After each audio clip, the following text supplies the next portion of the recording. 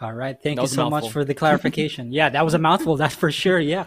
So yeah, these players really have to fight their way to be at the top of their pool. So because we all know through experience that running through losers bracket is one of the hardest things to ever do. And for guys, for our next match, it is going to be Bren Maru versus GM Sidestep Lance. Former teammates, they know each other very well. Let's see how things are going to go.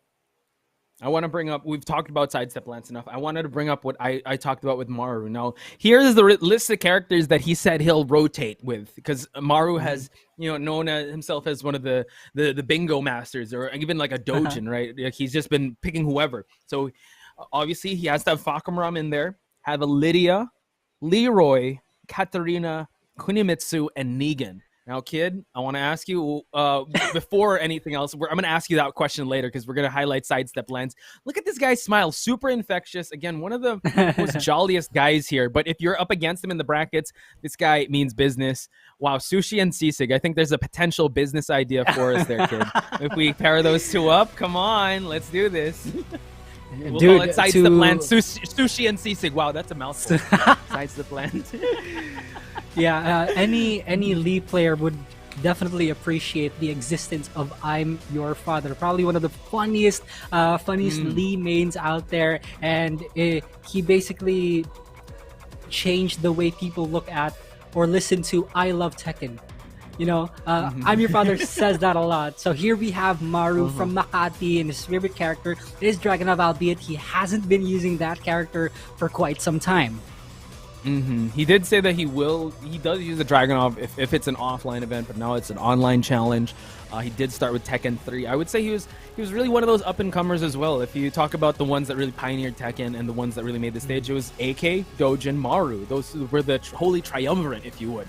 So, as I mentioned, those characters, who do you think Maru will be leaning towards, or who do you want to see in the lineup of Maru? So, Fakamram, Lydia, Leroy, Katarina, Kunimitsu, and Negan. So you're asking me who I want to see in those within the list of DLC characters. Anna's not here. If I choose Leigh's Leroy, not here. if I choose Leroy, people are out for me in pitchforks. Come on. Hey, Katarina's here. She ain't DLC, bro. All right. I'll go. Maru, you better hear me right now. Pick Katarina, or else, because I'm gonna go Katarina here. Okay, all right. You remember he brought out Negan against Coffee Prince? That was actually quite interesting too. Again, that's another character that he has been trying to experiment with, but he did say this is the roster of characters that he will shuffle around with and will cycle through. But yeah, you did. They're all DLC, but hey, man, that's don't hate the player, hate the game. Especially how Maru plays the game. He has such an annoying style. If he finds your weakness, he will exploit it to death. That's true. I have played against Maru way back before, back in 2019, and that guy's a beast. He immediately knows what your weaknesses are in the first round alone. And personally, I did say Katarina, but I do want to see some Dragunov because it's been a while. It has been a while. He did say that his offline characters is going to be Dragunov, Kazumi, and Steve. So I wonder if he's going to cycle through that, but he will go with the Kunimitsu matchup against SideStepLance. Let's hear your thoughts on what we're about to witness here, kid. Well, first and foremost, we're in Forgotten Realms. This is SideStepLance's go-to stage. This is going to work out really well for him if the stars align. And Kunimitsu, one of those characters that we said that a lot of Elisa mains kind of shifted to, because the movement's there, the jab is there, the range as well. And I think is one of those characters that can kind of exploit that play style of Maru, that just can annoy you from a distance and find the huge openings when ready. But SideStepLance, though, gets the first hit. Poke game from Maru, really strong. 10 seconds in. SideStepLance not doing anything too big right now, but Maru, gets blocked on the slide. Can he continue up with the combo? Yes, he will. Breaks the floor, and he's got to make most of the stage, right? The stage gods blessed him, and now he's got to break these floors. Nice movement on the side of Maru. Now sidewall, he made it work, and we see Maru just collecting the damage, and now tried to go for the drive. SideStepLance, though, goes for the tsunami kicks. Real close call there for SideStepLance. That's 2 floors broken. I think we're down to our last one here. Maru gets the block in, but doesn't get the launch punish. Unfortunate. He does go for the floor break, and now kind of an honest stage from here on out. Maru has real estate advantage. Tries to go for the low spins here, followed up with the climbing shadows. Sidestep Lance, not too much life. Has rage to work with, but the 3-hit combo says otherwise. Maru gets the second round. One of the strongest tools from Kunimitsu, the down forward 1 counter hit guarantees everything, all the 3-hit strings. Maru right now capitalizes on that properly. Sidestep Lance though, we can see that he's kind of struggling to find an opening from Maru, and just as I've said it, down forward 2, Maru connects. Yeah, the range, really exploiting the Rising Moon Slash, especially during that opening. Sidestep Lance gets caught though, nice movement from Maru. Collects himself that third round, so now potential last round if Maru is able to secure this and he can take that lead. And we can really see how well Maru knows Sidestep Lance here, because Sidestep Lance, his entire game plan already changed. He's not playing as aggressively as before when we saw him fight against Copy Prince, but Maru with the excellent whiff punish. Yeah, he's just so masterful of the distance and range of Kunimitsu. And now back turn, not looking too good for Sidestep Lance. And as I say that, Maru takes the first game out of Sidestep Lance. And yeah, not playing too aggressive, but when he plays a little more aggressive or overextends, that's when Maru's ready for that down forward too. Yeah, for sure. And the fact that this was Sidestep Lance's go-to stage here, it's just that Maru has more experience in terms of going at it against Sidestep Lance. This is Maru's playing that so well, playing so patiently, just letting Sidestep Lance throw out whatever moves he wants to throw and just whiff punish, and he showcased that with just 2 of those down forward 2 launchers from Kunimitsu. And if you think about it, yeah, he kind of played into the hand. It's just, I think, a testament to how well he knew Sidestep Lance, what moves he'd go for and at what ranges, because aside from whiff punishing, he was also able to walk a lot of the offense of Sidestep Lance. So it's just the confidence in his knowledge of the character, and also the confidence in the matchup and the knowledge he knows from facing Sidestep Lance and also training with him. So I think this is the time where Sidestep Lance has to kind of dig in deep and try to really shock Maru and see how much he's grown outside of their training session together in this year, I believe. Yeah, they partnered up this year. Yeah, and if we think about the options that Sidestep Lance has, he either has either wants to stick with the Forgotten Realm or go for an infinite stage. However, going for an infinite stage would be really bad for him, because Kunimitsu works well with space. So here we have Sidestep Lance picking the Mishima Dojo instead. Let me know what you think about this, Poch. How crazy is it that he picked Mishima Dojo on a different character? What? I'm kidding. But the Mishima Dojo, pretty on. Yeah. Guy, T.O. I'm kidding. But the Mishima Dojo, pretty honest stage. And yeah, you do not want to give Kunimitsu that range to run away. So Lee can also excel when he gets you against the wall. Round 1. Fight. All right. Let's see how things are going to go here. Good defense from Sidestep Lance, but both players are at equal amount of health. 10 seconds have been spent. What a sidestep by Maru. Good stuff. He just knew on that last string that Sidestep Lance was going to commit, and now tries to go for the wall combo, but no, continues to push for the offense, goes for the Hurricane Rana, and Maru scores the first round. Round 2. Ooh, taunts him at the end of the round too. Ooh. A bit of beef going on. You don't want to make him angry. They're good friends, I'm pretty sure. Sidestep Lance, though, finally catches him with the running 3. Maru takes a little bit of health. Watch out for that mid. Okay, tries to just keep him out with that back 4. The kunai throw is going to be the death of him if he's not able to stuff that. Tried to go for that whiff punishment from that DF2. Sidestep Lance now trying to push for the offense. Caught a little too aggressive there by Maru. Okay, can Maru carry to the wall? Yes, he can. Look at this damage real quick. Goes for the Oki combo, but he messes it up. Unfortunate. It was a weird axis. And now Maru wants to get away from the wall. Sidestep Lance does have rage, and one more hit could do it. Gets the kunai throw in. 17 seconds left. What the hell? Setup. Oh Okay. my god. He had the life to spare, but yeah, that was a GG situation on the side of Maru. Tries to go for another Hurricane Rana, but SideStepLance, his reaction time is now unfazed. He will try to get this round going and try to come back from this. Oh, nice sidestep with the kunai throw to the Acid Storm. And if you've noticed, Maru's been throwing out a lot of random down forward twos because he knows SideStepLance cannot react to the whiff punish. He only has a little bit of opportunity, but Maru's just too sharp for this. SideStepLance though does have the life lead. Oh, almost catches him with a counter hit too. Yep, SideStepLance now has a significant life lead, but Maru has rage to utilize. Oh my god, the blocked slide.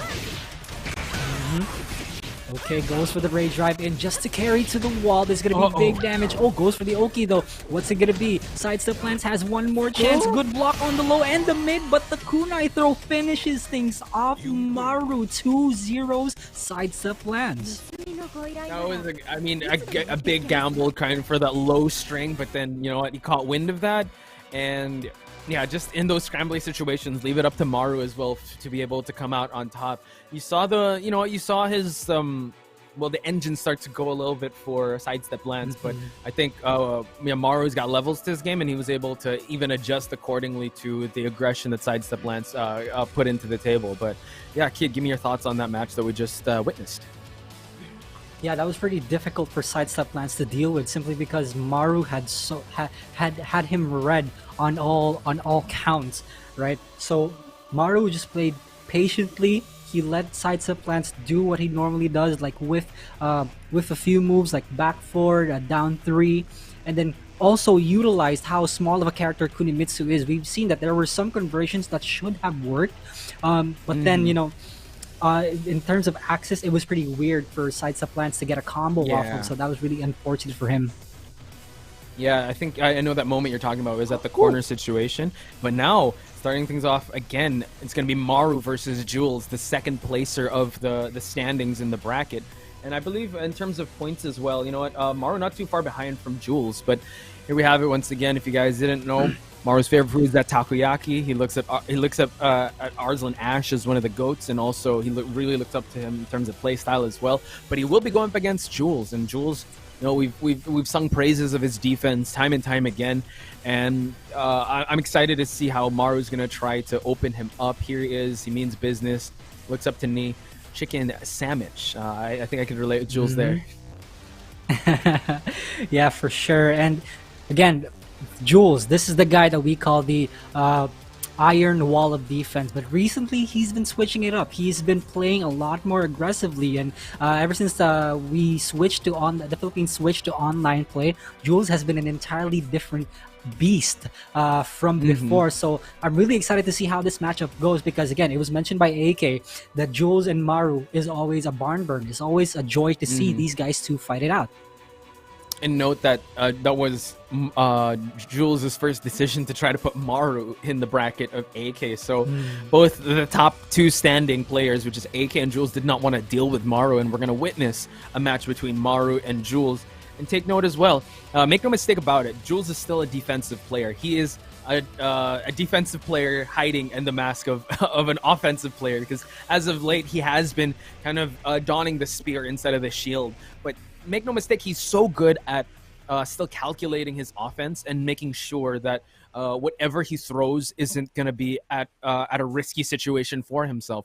If you can actually count the hop kicks he makes, because he doesn't make that much. And especially if he uses that Claudio, if he uses those characters that kind of have a great hop kick, he doesn't even utilize it because he's so good at whiff punishing. He's so good at understanding the frames. I gotta ask, Kid, what do you think? Which character do you think Jules will be donning against Maru in this matchup? I thought about it for a while, and I think Jules is gonna rock with the Bob here, simply because Bob is I think Bob is Jules's feeling out character first. Like, if this works out, then great. If it doesn't, then I can switch back to Jin or maybe even Claudio. But my gut tells me it is going to be Bob. But however, for Maru though, what do you think, Poch? Who is Maru gonna use here?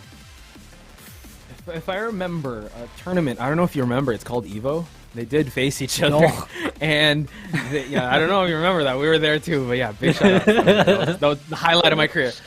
He did bring out the Kazumi. But you know what? Maru has changed ever since. You know what? He might start if he's gonna expect like a Bob. I don't know. He might. Who's to say he might bring out the Fakumram or that Leroy? He did also, I think, in Rev Major, he brought out the Lydia. I don't know if it was up against Jules though. It didn't quite work out since he in Rev Major in the top 8, Maru was on the loser side. So yeah, it's still up in the air. However, if he is gonna go for that Bob, maybe he wants to go guns blazing too. Because how crazy is it that you tell me that Bob is the feel out character, yet Jules has won so much tournaments with that character? It's an insane feel out character. You gotta wait for the big boss that is his Jin to come out. So yeah, might go with the Fakumram or Leroy. I don't know. It's kind of a cop out answer, but that's how I think Maru should play this, since it is only a best of 2, a best of 3 race to 2. I mean, if it were up to me, I'd probably go ahead and guess that Maru's gonna go Lydia here. I don't know why. I don't. That's also a good choice. That's also a good choice. Yeah. But However, he did bring it out during Evo, yeah. He in Rev Major, he brought it out in Rev Major, and it didn't quite work out. I think he's had more experience, and we can attest to that because we witnessed how his Leroy and his Fakumram can do so much work. Lydia, again, just came out this year, well, relatively like a couple months back. So I think he might be still getting his feet wet with that character and trying to understand like how he can implore his playstyle. Again, one of the things to note about Lydia, aside from her damage, is that she's so safe. She's good on recovery. And you see top players like Gen and a lot of Japanese players, that's now their new pocket character. It's Lydia. And that's always that's always the main highlight for me when it comes to Lydia, that Lydia's recovery is so quick that it makes it hard for people to whiff punish or even duck some duckable strings, but then they can't get the most out of it like a launcher. They can only get something like 13 frames and below. So yeah, that's what's interesting about Lydia. However, there are characters available like Leroy and Fakumram who are just outright powerful in their own right. And I would have to say also the mileage that Maru has compared to the Lydia. This is a huge stage. This is a Tekken Online challenge, and this is a race to get to the top spot in top 4. And I would say, like, in this pool, yeah, the big sharks, I would say, are Jules and Maru, and they cannot afford... I mean, the match that we look forward to the most in Pool A happened towards the end, and now we're witnessing one of the matches that we think is going to be the highlights at the start.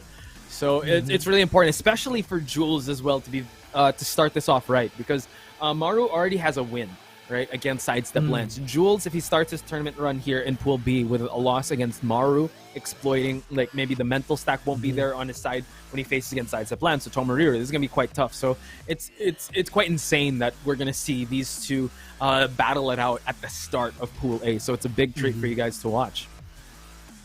If Maru can start things off with a 2-0, it's quite a statement to make to everyone else out there that he's not gonna be joking around. For Tomoriru, I'm really looking forward to Tomoriru in this pool also, because, you know, another rising star but in a different pool, right? Tomoriru been improving, acknowledged by AK and Jules themselves. So yeah, let's see how things are gonna go here. If we look at the previous online masters, actually the score that they have to settle, Maru has to settle the score with RGN, because it's RGN that sent him out of the online masters that happened a couple weeks back. Tomoriru, on the other hand, has a score to settle with AK and RGN. So it's like he's gonna want to get out of Pool B to face them in the grand finals or whoever, right? So it's still up in the air, and you gotta love this new system, right? And if you note that Tomoriru was kind of, well, this is his year. We have said it time and time again that he's one of those breakout stars. I know RGN is the rising star, but Tomoriru, if you guys have been following the Philippine scene or the Southeast Asia scene in Tekken, Tomoriru is a name that you're probably familiar with. Him being one of the kings of the Philippines, and you know, he also has a Fakumram, if you guys didn't know. But I mean, he also has a Noctis as well. But known for that king, though. Yeah, we don't talk about the Fakumram here. We don't talk about that. We just it's the Fakumram. But I will have to mention in Rev Major, if you guys tuned into that, he did try the Falcom Realm at the start. It didn't work out in his favor. Then he went to the King. Then he went to the Armor King. So his comfort is still that King. Again, it's so easy for you guys, for players to like see that Ring of Power and kind of seize it. But when push comes to shove, you really want to just go with that main, go with that character that has got you to this dance that is the Tekken Online Challenge, and just stick to it. And I think that's what AK is doing. Like, I don't think we're gonna see any other character besides Shaheen. Especially in this type of format, and he's already secured himself a top 4 spot on the winner's side. So I don't think, as he mentioned, right, him and his dad kind of in the workshop, they're like, okay, we've had I think, yeah, we were present for that season where he was just like experimenting with various characters, and he showed us his cheat sheet notebook where he was like this. But I think, you know what, yeah, he's sowed his wild oats. I know he's fully committed. He put a ring on it, and he's committing to that Shaheen. That's right. And yeah, I want to go back on the point that you made when AK was still experimenting on many different characters. That was such a magical time for all of us, because people in Tekken 7, people have only seen AK delve onto Shaheen, maybe a little bit of Law and Paul, but anything other than those 3 characters, it was so magical. Oh, AK on Kazumi, AK on Geese and Leroy, and anybody else. I would say that's pretty cool. I would say it's magical for us to watch, but if you're going up against AK, you'll have that heart attack of like, what's he gonna use? Who's this guy? He brought out, mind you, he had a Julia. This year he brought out the Law and Paul. I think he even brought out a King at one point. Like, it was very stressful to actually, if you were facing AK, it was so stressful going through that. Now you just worry about the Shaheen. So I'd say, yeah, magical if you're like us and you're behind the scenes and watching and having the mic in front of you, but if you're going up against him, your stress levels is through the roof, and your heart must be like it's already the beat dropping in Infinite Azure already. Like, that's how fast it's racing. So yeah, at least rest. I mean, I think it's easier for the players now to just say, all right, you know what? I just have to face this Shaheen. I know it's his big baddie. Like, it's the final boss, his final form. But at least you don't have to fight for it. Like, that's it. You're just he's just granting it to you. Like, the boss music does not intensify when you're facing AK anymore. It's just, that's it. That's the final score. But then I remember there was this one video that I saw on Twitter when AK was using Akuma, and then Lohai was watching right behind him, and Lohai was like, AK, why Akuma? And then AK was just laughing his butt off. That was pretty funny to see. True. I think a lot of people were amazed with how he was able to use Geese.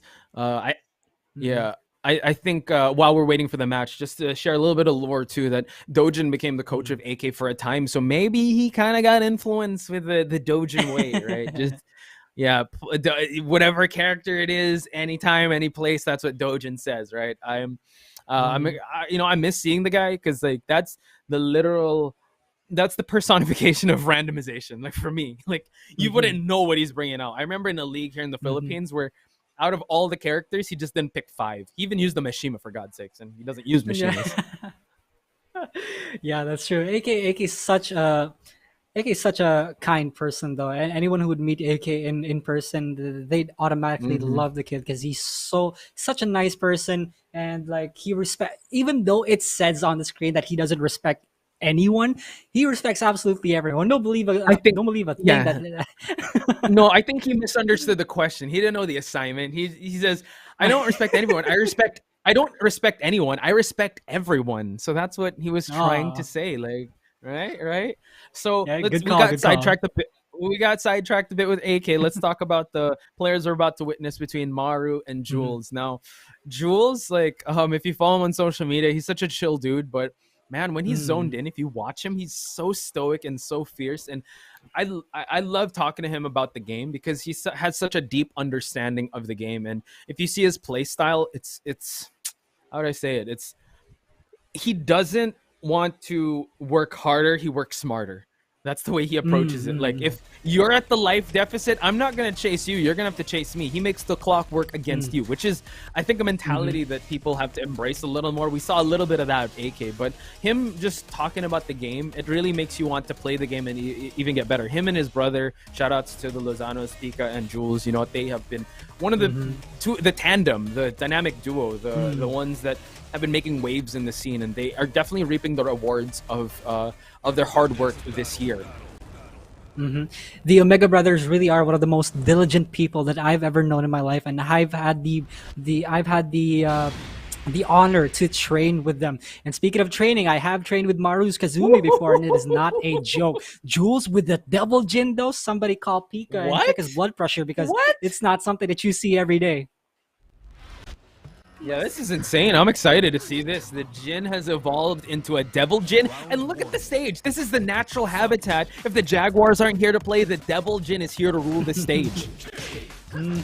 That is for sure. Now Maru trying to poke things out right now though, but Jules on the good side of offense here. Yeah, and you see, you know, push comes to shove, he will go back to his main, which is this Kazumi. This was the character he brought out in Evo to face Jules. I'm excited. Nice tsunami kicks for the punish here, and Maru does have some rage. And look at Jules. He's just playing real passively, waiting for his openings and not overextending. Maru is the one that has to push the pace of this match. And nice on the side of Jules for him to gain that first round. Fight. Alright, so this is really, really good for Jules considering the fact that we are in Forgotten Realm. Man, the RG cannot get any better than this. Here we go. Electrics from Jules. We're going to go downstairs, ladies and gentlemen. Yeah, this is Jules making sure, you know, this pick does pay off in this stage. Choke slam from hell, scraper to almost close it out, wheel of pain, and now just goes for the rising option there. Jules making quick work out of round number 2. Maru though, you can see him backdashing. He knows there's the fear factor coming into play when conditioned by Jules. Magic 4 connects. Maru though. And now Maru collecting the rewards of that floor break. Maru sitting on this life lead. Now Jules has to push the pace of this match if he wants to solidify that 3 rounds straight. Nice tsunami kick punish again, always at the ready on the side of Jules. Running 1 gets stuffed. Oh, Magic 4 once again. Maru's ready for it. And I also want to mention how good of a decision that was for Maru to break that floor right away. Because if Jules had that would have been extra unnecessary damage put onto him. So Maru, here we go. He does have the life lead, but Jules has the round lead. Has rage also. What's it going to be? 15 seconds left. Punch. Ooh, tries to go for the rage drive, but no, gets punished with a Crimson Dawn. Maru finally put a stop to the momentum of Jules, but can he hold on to it though? Now just checking with the pokes, you know, Kazumi is known to be like a hit and run style character. Okay, Maru very careful with his wake up options also. Jules trying to keep him within the wall, but Maru with the Magic 4, he's been on point. Okay, going for the running shoulder tackle. Jules now put in a bad spot here. Does have rage to try and potentially come back, but now the exchange. Oh, finds the rage drive hell sweep, and Jules. Oh, the sidewall kind of messed up the combo. Maru. Uh-oh, steel pedal for the wake up. Maru does have some rage to utilize. Is he gonna go for it? Oh my god, the range of that Godfist. Jules scores first blood in this intense match. I had to sit down there. Okay, I almost blacked out. Yeah, dude. So I want to explain what happened in the last few seconds of that match. See, that electric would have whiffed if Maru didn't press 1. But because he pressed 1, the jab, his hurt box extended. And thus getting and thus getting hit by the electric. That went so well for Jules there.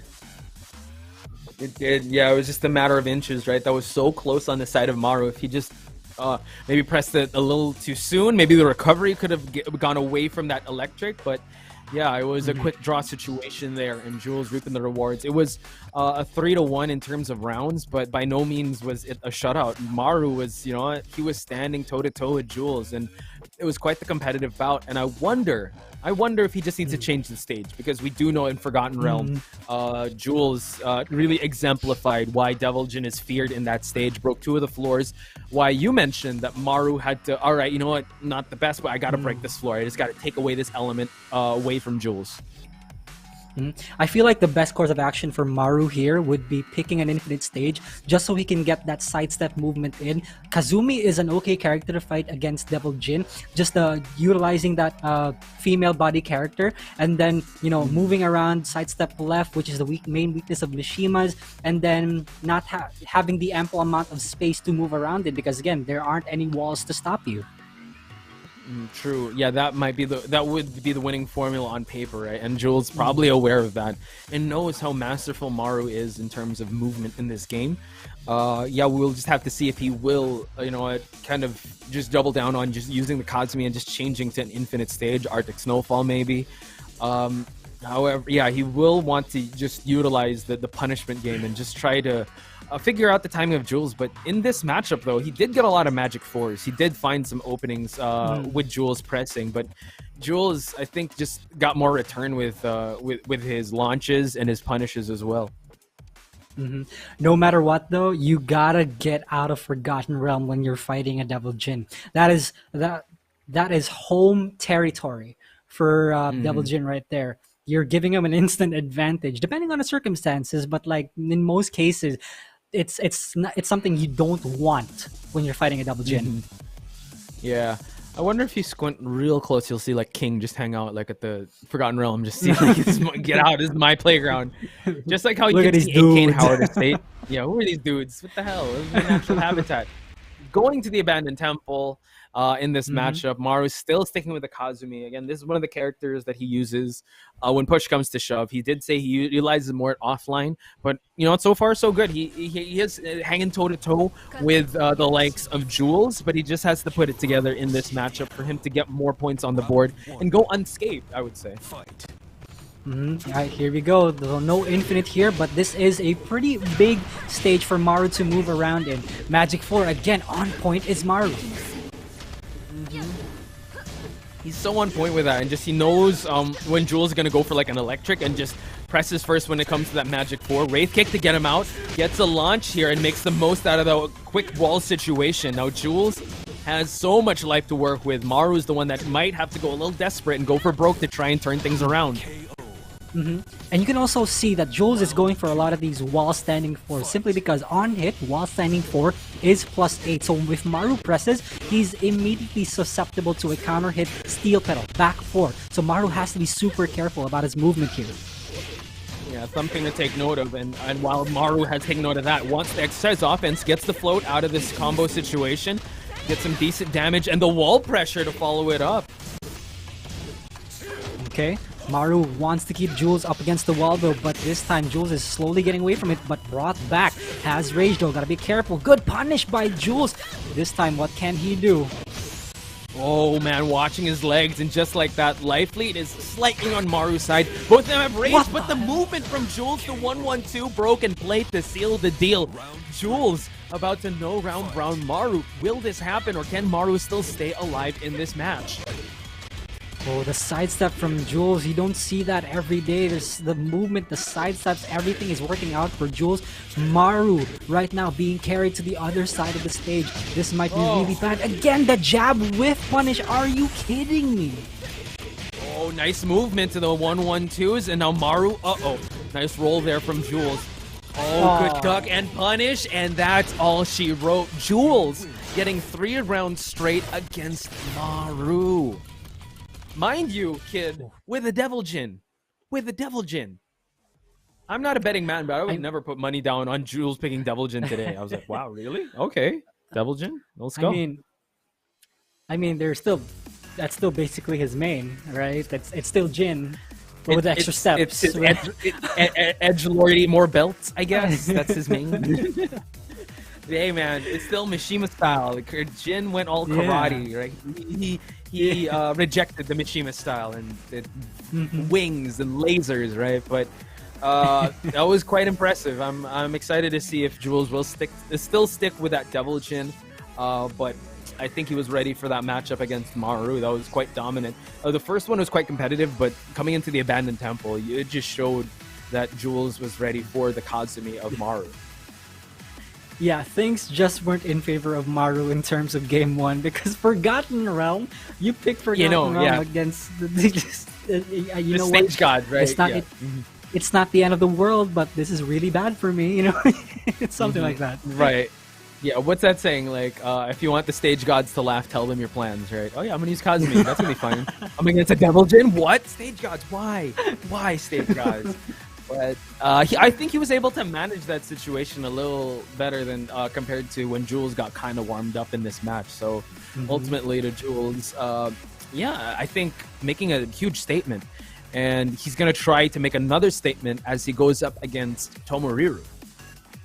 All right, this is the match that I've been looking forward to in Pool B because Jules, again, has been making waves, winning tournaments, many different tournaments. This year, it has been his year. And Tomoriru also the same, but like, you know, in terms of improvement. So I really can't wait to see how these guys play it out. And as you mentioned in the previous online masters, Tomoriru just started like 2018, 2019. So sky is the limit for this kid. The way he's able to hang with the best of them. And yeah, he is, well, this is probably an old picture because I know that he's definitely gotten more manlier. Player he respects, yeah, shout outs to Rock and Roll, a fellow King main like Tomoriru and also a caster, a commentator. You know, a lot of these guys like ramen. I would have to say I know what to get them, or I know how to treat them out now. You know, get some ramen, get RGN, those it's that cookies and cream ice cream. You know, with AK get them crabs. So it's really cool how they're able to personify that. But Tomoriru, you know, I have to say also very humble with his rise. It's also been his year. You know, he has been getting some notable wins here and there and placings here and there, and he's always so thankful of the community. Always very thankful of his coaches and mentors in Gamepad Masters. So I'm excited to see the work he put in because he's going to go up with, I would say, the bar that people are being measured now in this pool, which is Jules. Yeah, and just to shed some light on the person or the player that Tomoriru respects the most, Rock and Roll. Again, you said that he's a king main from Manila, and he's also a commentator. One thing also is that Rock and Roll was or is still Tomoriru's mentor. He took him under his wing, and then the reason why Tomoriru plays King now is because of Rock and Roll. So big shout outs to Kevin Mando, Rock and Roll. Thank you for developing a player like Tomoriru and having us see his matches here. Shout outs to Rock and Roll, giving that Mando mentality. And, you know, I think the performance that Tomoriru had was, instead of in Rev Major, it was Kev Major. So I just wanted to give that fun out there. So here is the standings of Pool B. Jules starting things off against no easy feat, going up against Maru, but he passed with flying colors. Maru in a 1-1 situation. We have yet to see Tomoriru step up to bat. He will be going up against Jules. SideStepLance still looking to get points on the board in his potential next matches. So over at Pool A, it's already locked in. It's going to be AK and RGN that will be going to the winners finals of this, of the Philippine and East Asia regional finals pools. Mouthful. All right, so I'm really, I know, right? And before we head further into our matches, once again, we do want to thank Astro for sponsoring Tekken Online Challenge. Astro is the official headset and Big Sam of the Tekken Online Challenge 2021. Get yours now. It's worth it. I promise. It's so good. It's what we're copying right now. It's what we're wearing right now. Show it to me, Poch. Show it. There it is. There we go. Bam. Profile shot. The profile shot. Yeah, the speaker tags. You got the evil ones. I got the Tekken Online ones. The reason why we freak out when we hear counter hit or we get the beat drops is because of these awesome headsets. They're so comfy to wear. I don't ever want to like take them off whenever I'm casting or whenever I'm playing Tekken. So big shout outs to Astro once again for powering the Tekken Online Challenge 2021. So talking about this match, Tomoriru versus Jules. I think they both did start out at the winner's side in the online challenge, and I think they also did face off in Rev Major at the start. I think it was Jules versus Tomoriru, and Tomoriru, as I mentioned, brought out the Fakamram at the start. Then he switched over to King to just I think the Fakamram was more of a feel-out character. So, you know, making all the King mains proud out there. I wonder if he's going to use that same mentality coming into this match. I think there was also one tournament where it was Tomoriru and Jules, but Tomoriru bust out the Armor King, and when it didn't work out, he went for the Noctis. I think I'm not entirely sure. A bit of lore. I know he used the Noctis, and he got a notable win out of a Japanese player. I think it was G. Because G used Zafina, and he was using the Noctis. Yeah, and I think Majin was like, ban this Noctis. He's spamming that sort of stat. He's just so good at the Noctis. I would have to say that's another character that Jules has to worry about if ever he uses the Noctis. And I think he also references his one of the Noctises he idolizes. Shout outs to Keenan Thoughts. One of the mainstay Noctises here in the Philippines. So we're about to find out who Tomoriru will be using, as well as Jules. Will he still stick with a Devil Jin or change things up? We are going to see a Kazuya. He's going down the entire Mishima bloodline. Wow, all right. This is something I've never seen before. I'm not exaggerating. I've never seen Jules on a Kazuya before.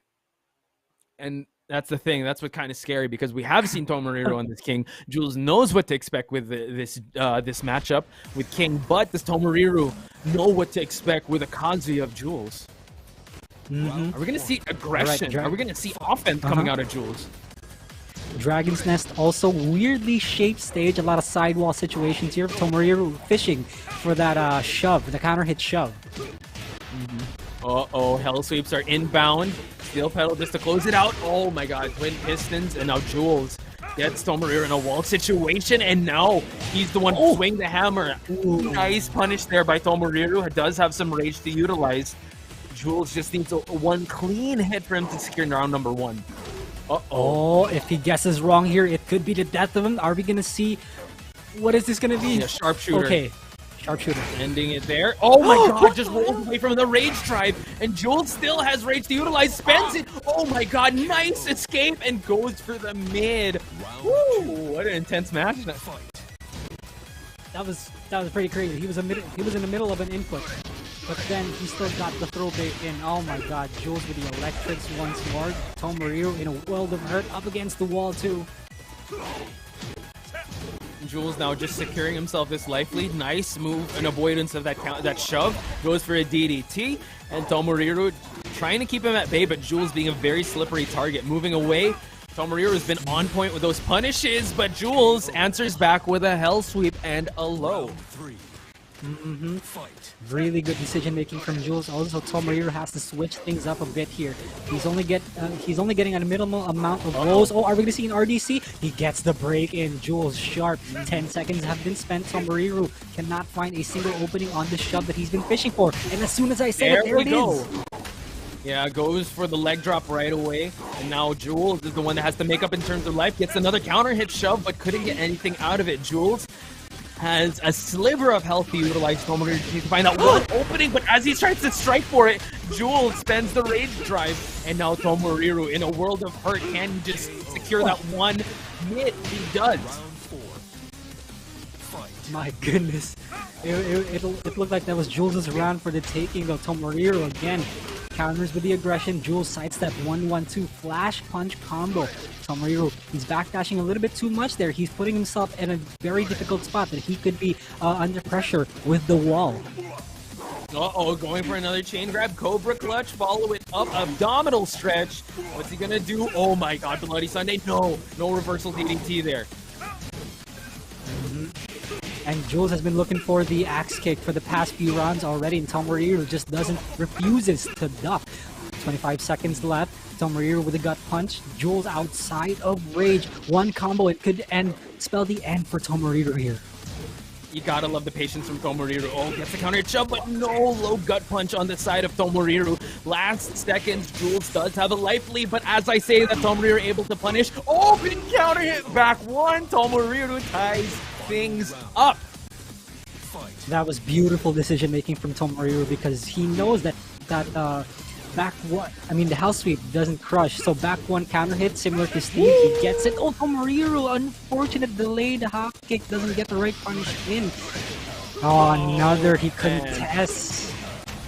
Yeah, this is tough. Like, that was a huge situation and it's haunting him now. Tomoriru trying to work on a comeback here, does have some rage. Half Boston Crab, gets shoved away, and now less life for Tomoriru to work with. Trying to go for a spinning heel kick, but no. Tsunami kicks for the closing, and Jules, quite the intense back and forth situation. You got to get up to Tomoriru. I think what was on display there was his patience and his tenacity to still keep going for those throws. Yeah, that's pretty crazy. Jules did not allow him to get any further chain throws. So that was really good for him. Another thing that I want to point out is that Tomoriru has been abusing a lot of forward neutral twos, which is the gut punch, right? The low gut punch. But then if it gets blocked, he's susceptible to getting while standing 1-2, the twin pistons, which is a launcher for Kazuya. So Tomoriru is gonna have to be careful around using that or spamming that move, because he can get punished heavily for it. And it's not just that sequence, right? There was also a previous sequence in the last round, I believe. Jules is able to sidewalk it. So there's a lot of risk in trying to go for that low gut punch. And I think, knowing that, I think also Rock and Roll is probably talking to him. He's seeking counsel with the kings of the Philippines, right? Or the kings of Discord, and trying to figure out this certain matchup. It was quite competitive. I'm really excited to see, because you know what happens when a king is down one match, right? We're going to see that Forgotten Realm. We probably will, but Putch, part of me says he's gonna go Noctis. I don't know why. I don't know why he will. You believe in the Noctis? Okay. I don't. I really don't. I want him to stay with King. I want him to stay with King. What's this gut feeling though? Let's try to analyze why you think it's a Noctis. Wait, well, actually, let's find out first before. Yeah, let's find out. You could have made the biggest play right now if you were able to predict this happening. Oh my god! Still sticking with the thing, we're going to Forgotten Realm. I think that was more of a sigh of relief I heard from Kid. Oh my god. Oh yeah. Okay, my premonition didn't come true. Okay, we're still sticking.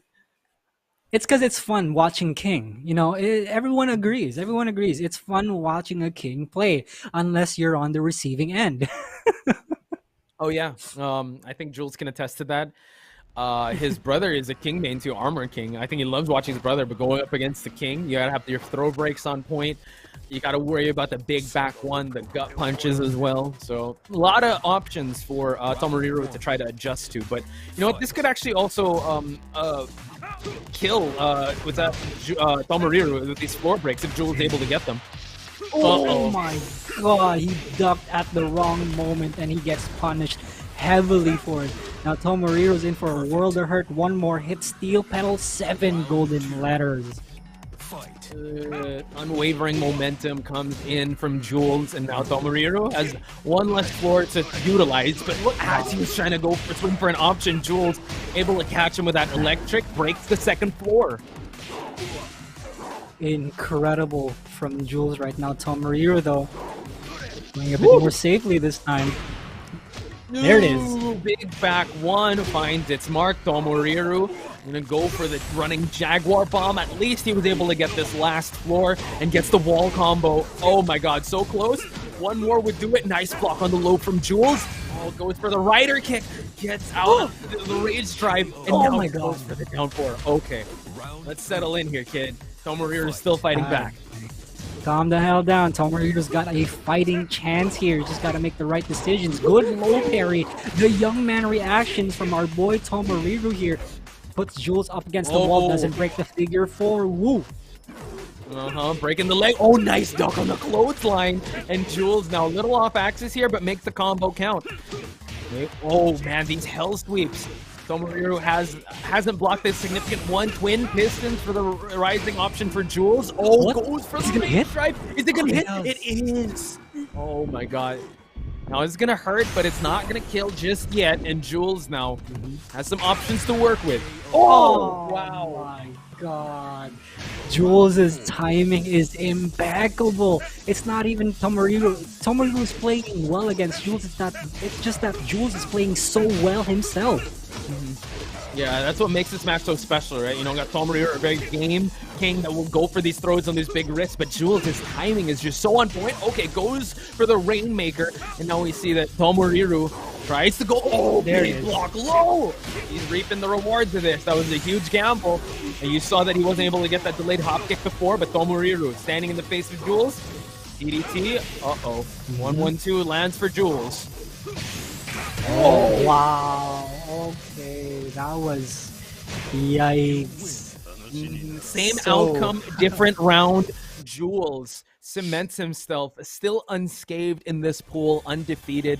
But you gotta get up to Tomoriru. Like, I think at any moment it could have gone his way. That was quite the close matchup, and you saw that he was able to catch Jules off guard with some of those throws. and counter hits. And this is Jules we're talking about, a defensive powerhouse. So big shout outs to Tomoriru with an amazing match he gave us. It is Jules that is going, well, he went through Maru, he went through Tomoriru, so he's sitting with 2 points already. So here's the thing as to why Tomoriru insisted on trying the shoulder tackle, the armor shoulder tackle. It's because we all know for a fact that that is unsafe. That is minus 12 on block. But then, at max range, that is safe. So Tomoriru had that in mind and he wanted to go for it. It's just that Jules sidestepped and then punished him. So it didn't work out for him. Jules is always the moving target, right? And that was quite a heartbreaking sequence on the side of Tomoriru. But he has a chance to redeem himself. He will go up against his teammate with his SideStepLance. Both of them are coming off of losses, so unfortunate that, you know what, this might be a team kill in terms of who's going to gain more of the momentum. Here we see it. Yeah, actually, I just saw now Lee, Law, and Miguel are the characters that he likes using, but we only have been seeing Lee in this tournament so far. So who's to say? You know what? He is a teammate of. They are teammates. They could bring out, you know, a little unfamiliarity to face each other. You know what? I still want to see SideStepLance on the Lee. It's fun. It's really fun seeing a character who needs extra work to get 60 damage and then win the game. That'd be a pretty cool story, right? Tomoriru though also, again, a rising star. You want to see him succeed. You want to see everyone here succeed, but only 2 can come out on top in each pool. Yeah. You still have that Noctis feeling, or did that King matchup knock it out of you? No, it's okay. I was wondering, you still think Noctis? Like, nah, it passed. All right, that's good. In this matchup, though,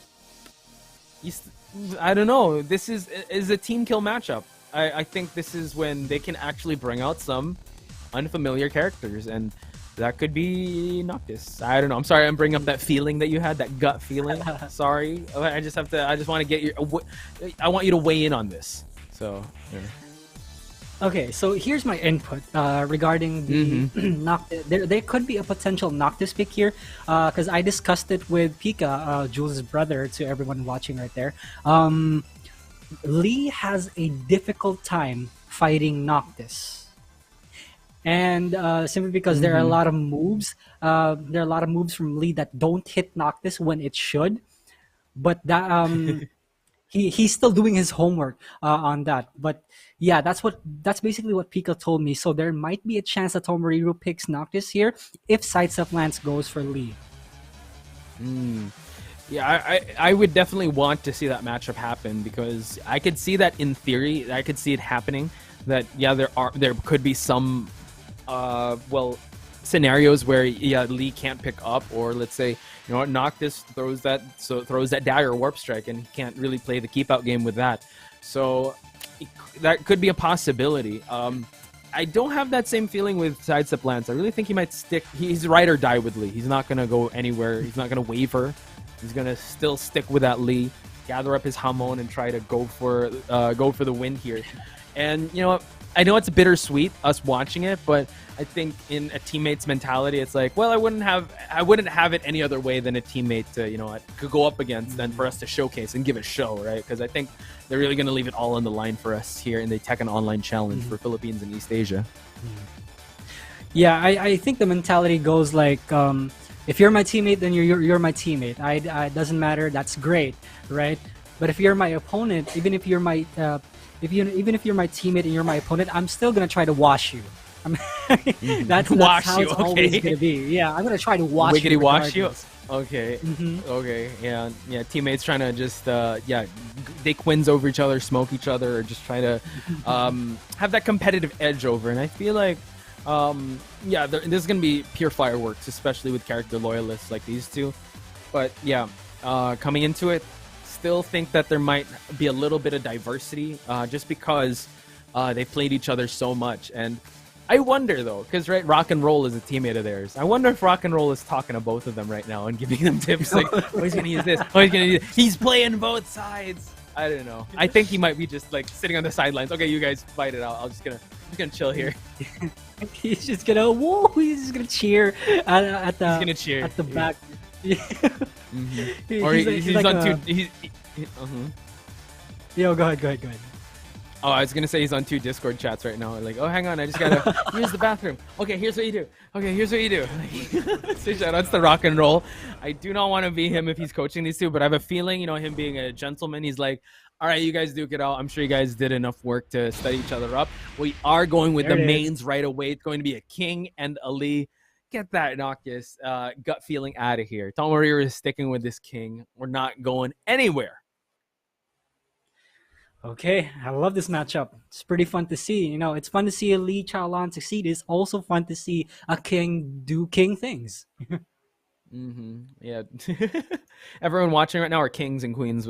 So big shout outs to everyone tuning in the stream. We are going to see Tomoriru versus SideStepLance. Really important matchup for them because they have yet to put a win on the board in this pool stage. Okay, so let's see. These guys know each other like the back of their hands. Let's see. Tomoriru tries to open with a DDT. Back one. Okay. Now SideStepLance has Tomoriru up against the wall. He does not have the life lead. DDT again. SideStepLance outside of rage. Tomoriru very comfortable with this life lead. Ooh, big low by Tomoriru. And just when SideStepLance got the real estate advantage, Tomoriru swung for the fences with that big low for him to secure that first round. You know, SideStepLance, as you mentioned also in the previous Masters event, he's a diesel engine. He wants to warm up. So maybe this could be it. Him getting the timing, goes for the mid.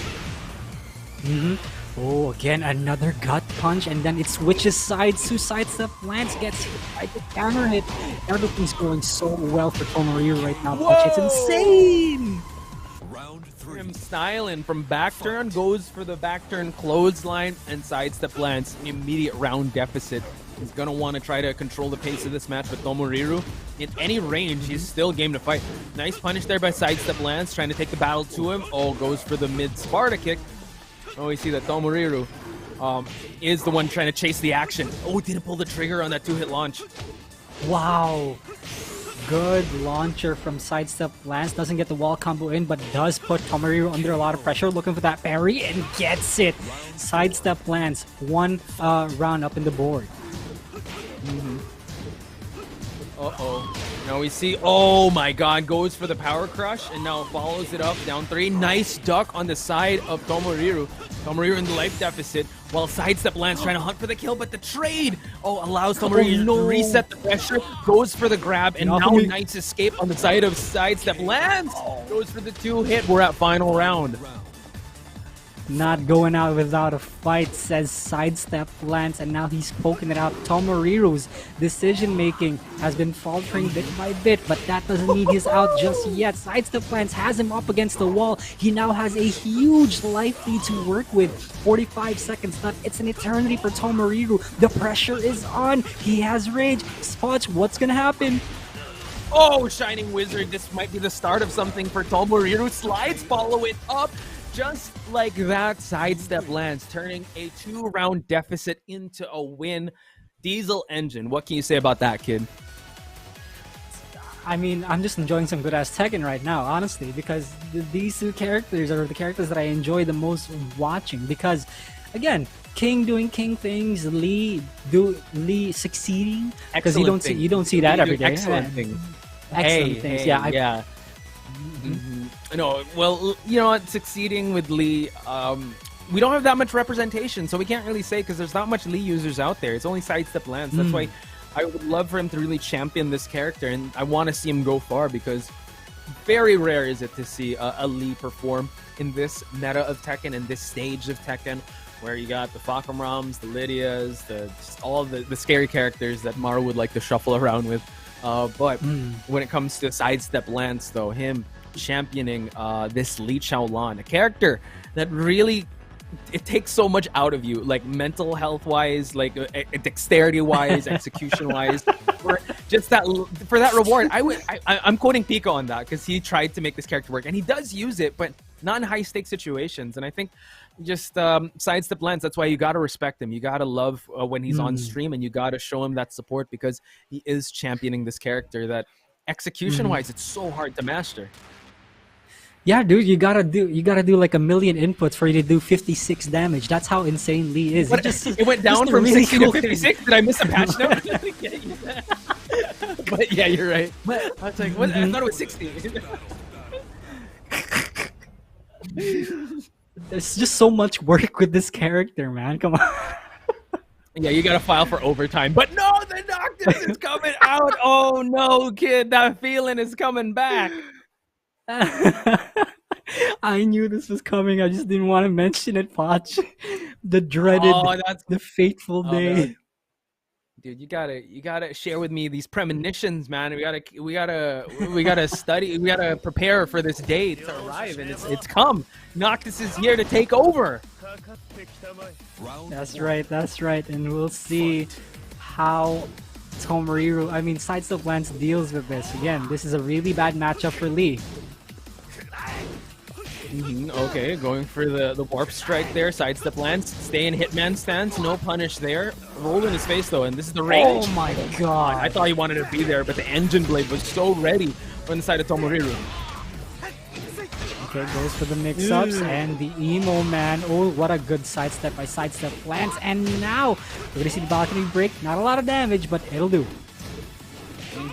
Nice block low, and now spends the drive. Can he close it out? He does. Round 2. Matchups don't matter. You're gonna catch these hands, says SideStepLance. Oh, you're gonna up catch forward. these swords. That's what Tomoriru was You're saying. gonna catch Oh these my swords. God. Yeah, hold this for me. Look at the damage from that up forward 1 or up forward 2. I don't know, but he just stabbed you right in the face. Tomoriru now wants to control the real estate here while SideStepLance. Oh, wow, the roll was there. Okay, SideStepLance is playing this so well. Ducks the upward 1, and now one more hit, and he goes for the Hail Mary DF to Tomoriru.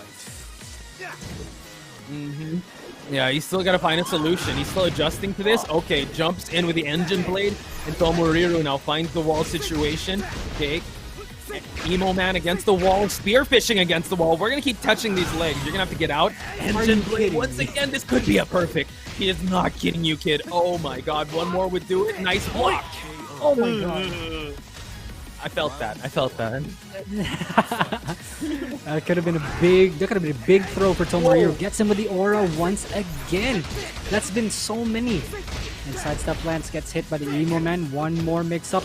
Wake up, Hopney? Are you kidding me? Hello?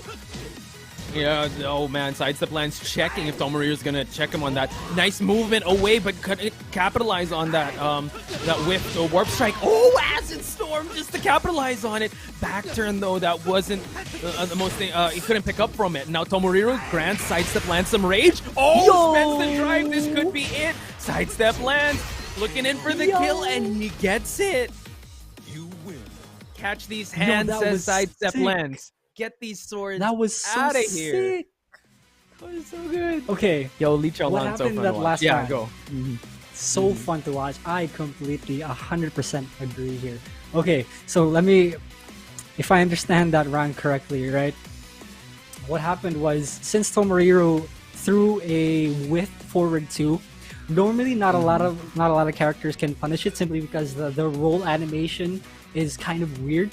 So what, so what SideStepLance did, he dashed in, and he didn't wait for the roll animation to finish.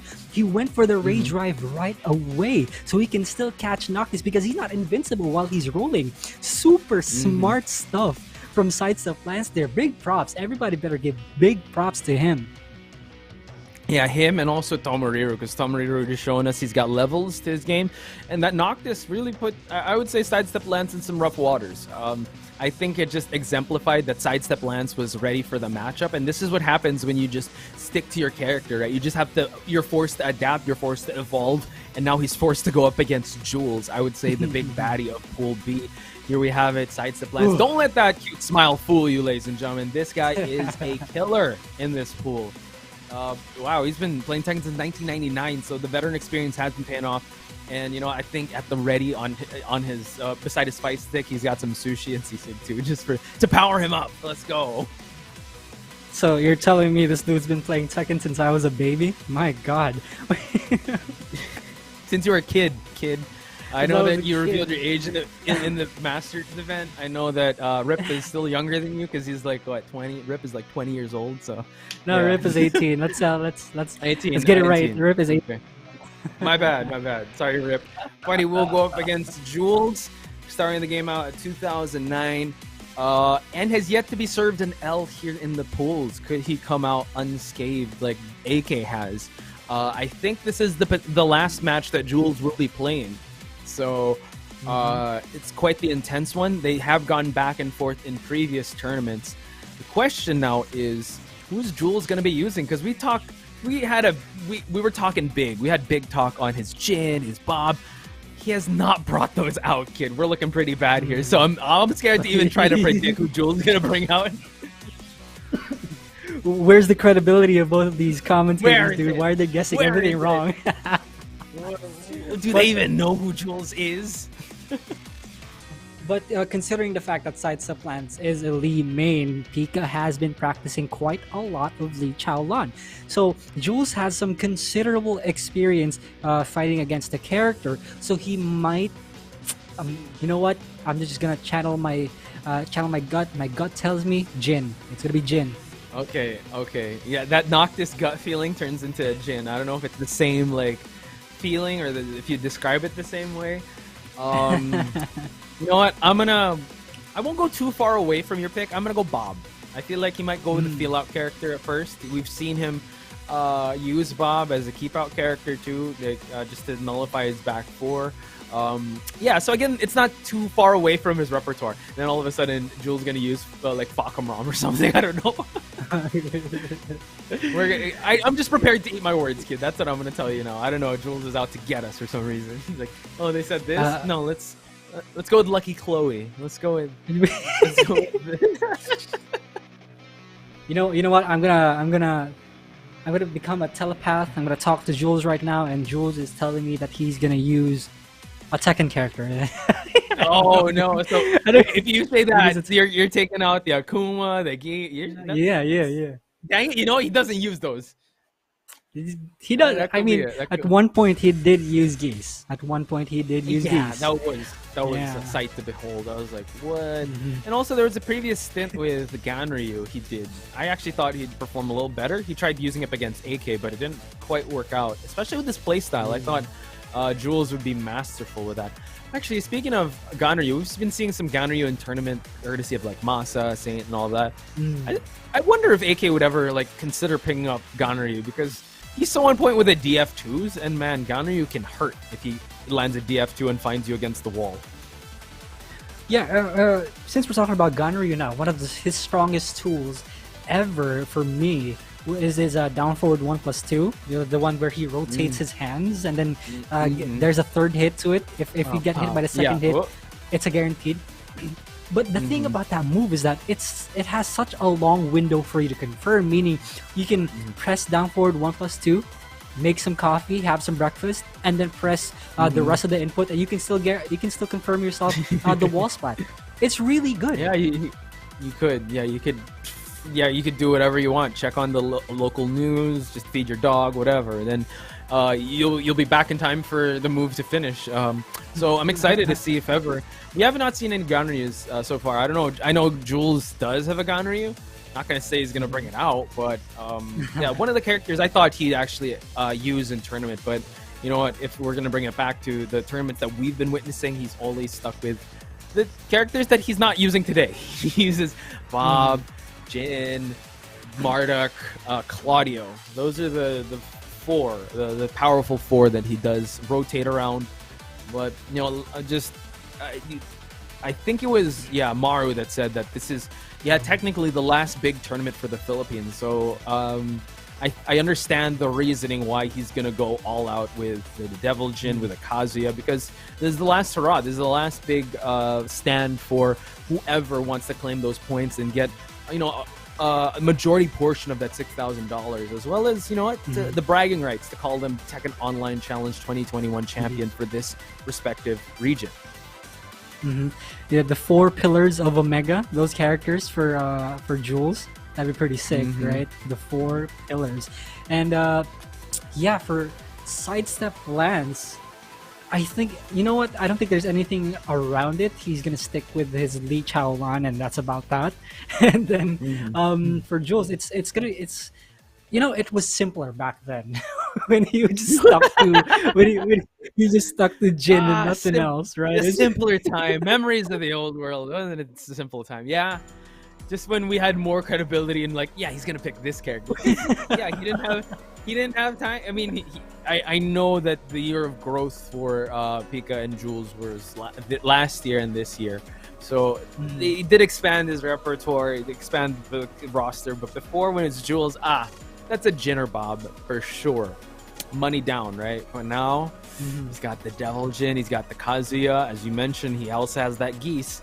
I wouldn't put it past him if he uses Geese today. I don't know. I don't wanna be like jinx it or anything, but I don't know. We haven't seen a 2D character aside from Akuma come out. Oh yeah, that's for sure. You know what? It's really surprising that we haven't seen a Geese yet. It's really surprising. Okay, if you mention Geese long enough. Yeah, if you mention Geese long enough, it's like Beetlejuice, dude. If he's gonna come out like, take it! He's just gonna come out of the screen or something. Hey, Poch, why are we talking about Geese Howard from Tekken 7, an original Tekken 7 character? Geese Howard? They're getting flamed in the chat now, I'm thinking. The original, I'm sorry. The original character for Tekken 7, the vision of Tekken. Oh, but you know what? That was a crazy season when everyone just had Geeses all around, right? Chicker. I forgot which character Chikrin used, but he was one of the known Geeses in Japan. In the Philippines as well. AK using that Geese. Shout outs to Machine Head also, really bringing that character to light. And yeah, but now you know what? He's kind of he's kind of settled in with the rest of the characters. He's still a menace to deal with. You know, he gains meter less and less. I think he's adjusted long enough for him to be kind of I don't know. He still pretty crazy. I can't say that he's a. I don't know. He's still pretty nutty. It's super silly. He has the bar, dude. When he has that bar, that's when he gets going. You have to build the bar first and have the execution. So I'm just saying that, okay? But in the right hands, like AK, Jules, dear Lord, hopefully you're not facing them. You know, they could be listening to us right now, right? And just they could be. And I just want to let you know, the first time I met you and I asked you, hey, who do you use? And you said Geese. Remember that time? And then now it's like, so you're not a Steve main, that's for sure though. That's for sure. I actually don't play Tekken at all. I don't play any characters. I'm just a fan of the game. I'm just a fan of like the action. I'm a fan of the players too. I just like being here, you know. I just like being here. I'm just very excitable, and I seem to talk a lot. So, I mean, I'm just very excited to be here. So, very excited to be here, watching Kid, again, giving you the Tekken action. Again, thank you guys for tuning in. I think they're just trying to make the best possible conditions for this next match, which is going to be SideStepLance versus Jules. Again, if you guys are tuning in, thank you so much for watching. This is the Philippines and East Asia regional finals. We are still waiting on the conclusion of Pool B. And while we're waiting, just want to give a huge shout out once again to Astro headsets and Mixamp, because they're the official headset and Mixamp of the Tekken Online Challenge 2021. You know what? They have such love and passion and care for the fighting game community, especially the Tekken community. So do support them, do check out their products, and yeah, follow them. They put a lot of care into these bad boys. We got the A40s going on. I feel like Kid is actually next door whenever I wear these bad boys. And I don't think people online that have seen us commentate, I don't think they've seen our ears because they're just that comfy. Can't remove this from my ears. It's part of me right now. Yeah, I'm just enjoying my time here with everyone else here who enjoys Tekken, and we got the front row seats to the action. It's pretty enjoyable. I love it so much, and yeah, I'm so glad that we're blessed enough to have these good ass Tekken matches, you know, powered by Astro. Thank you so much for Tenno Media for helping us out here. Also, you guys rock. He's rocking that shirt too, man. I wish I had one of those. Good ass Tekken Yeah. tease. I think that they just dropped another merch line, but yeah, good ass Tekken that we're about to witness. It's going to be against. I actually don't know if we're gonna see a Lydia come in today, but if ever, it might be Maru that's gonna bring her out. But yeah, we did talk about certain matchups that we're gonna witness here. Easy to say, like you can really just bet on SideStepLance picking that Lee.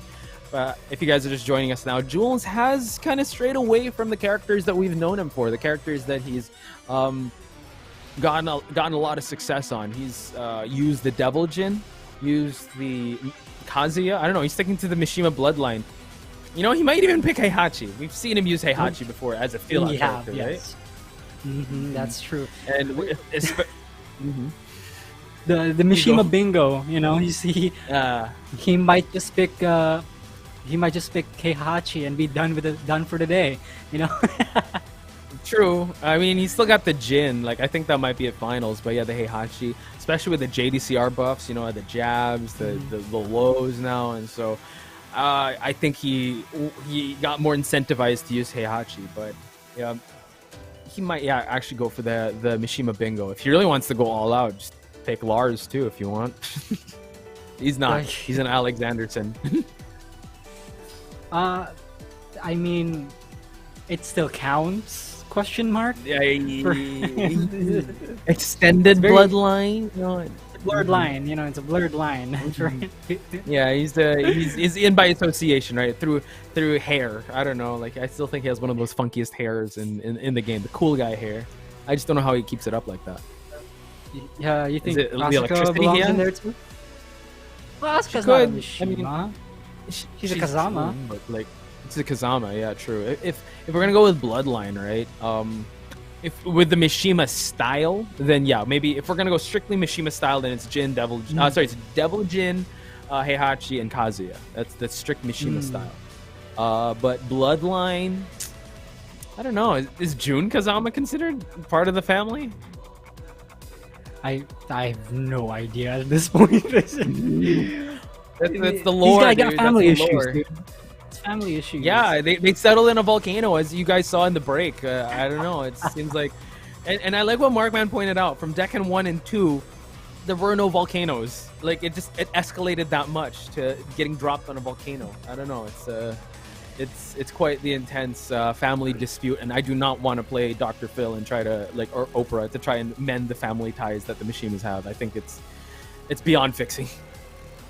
I mean, Steve already asked Markman, but I want to ask you this, Poch. Poch, if we had beef, would you throw me out of a volcano? I don't think I have the upper body strength to even try to carry you all the way up a volcano. So I'll meet you in the volcano, and then I'll probably push you off a volcano. I don't know. But I would definitely not settle the beef on a volcano. That seems like it's the final showdown if ever you are in a volcano. How about you, kid? Would you ever settle a beef in a volcano? I think I die before I get to the top of the volcanoes. And that's a hike.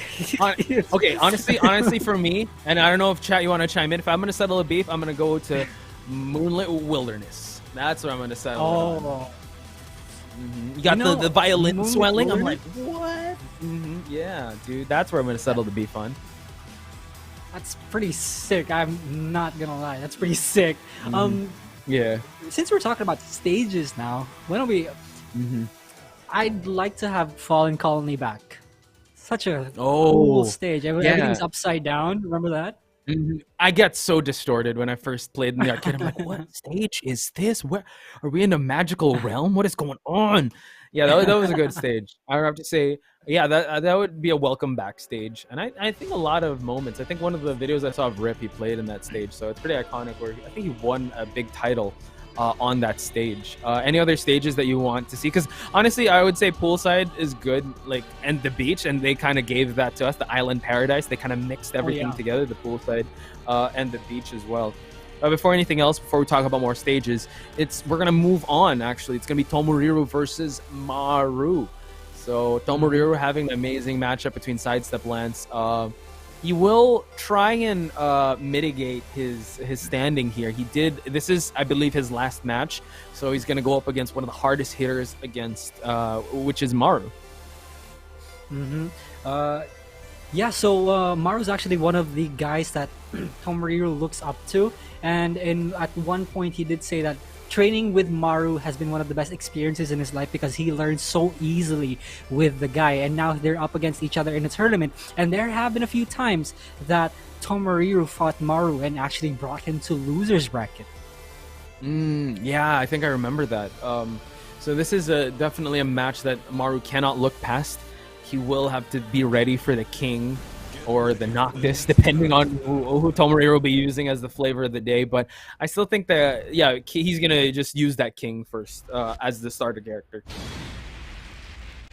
Oh, Maru with the Kunimitsu. He seems like it seems like the character for today will be Kunimitsu for Maru and Tomoriru with the king. I really respect how Tomoriru sticks with the Jaguars because, you know, who doesn't love to see Jaguars?